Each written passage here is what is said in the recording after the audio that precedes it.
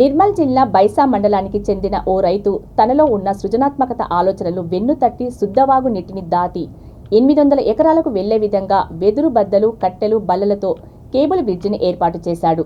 వివరాల్లోకి వెళ్తే బైసా మండలం కత్గాం గ్రామానికి చెందిన రైతులు శుద్ధవాగు దాటి పంట పొలాలకు వెళ్లే క్రమంలో ఇబ్బందులు పడుతున్నారు. వాగు దాటే క్రమంలో ఒక రైతు మరణించడంతో పాటు పలు ప్రమాదాలు జరిగిన సంఘటనలు కూడా ఉన్నాయి. నిత్యం నీరు నిల్వ ఉండే వాగుపై గ్రామానికి చెందే తెగ్లూర్ నాగేష్ అనే రైతు తన సొంత ఖర్చులతో కేబుల్ బ్రిడ్జి వేశారు. ఇది చూసిన రైతులు పలువురు అతనిని ప్రశంసిస్తున్నారు.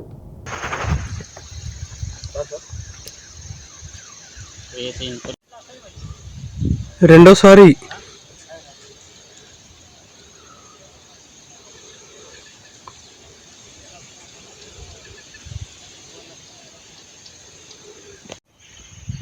నా పేరు నాగేష్, మా ఊరు కత్తిగాం, బైసా మండల్. ఇక్కడ వాగు బయట మాకు ఒక 8-10 ఎకరాల భూమి ఉంటుంది. ఇక్కడ వాగు బయట వెళ్ళాలంటే చాలా ఇబ్బంది పడుతున్నాం మేము. వాగు అక్కడ బయట రావాలంటే బైసా నుంచి ఒక 5-6 కిలోమీటరు నడిచి రావాల్సి వస్తున్నది.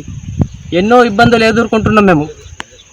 ఇక్కడ ఇసుక అక్రమంగా తీసుకుపోయి మొత్తము వాగులో గుంతలు ఏర్పడ్డాయి. ఎందరో కాలు జారి బండలు తగిలి ఎన్నో కాలు చేతులు ఇరిగిపోవడం కూడా జరిగింది.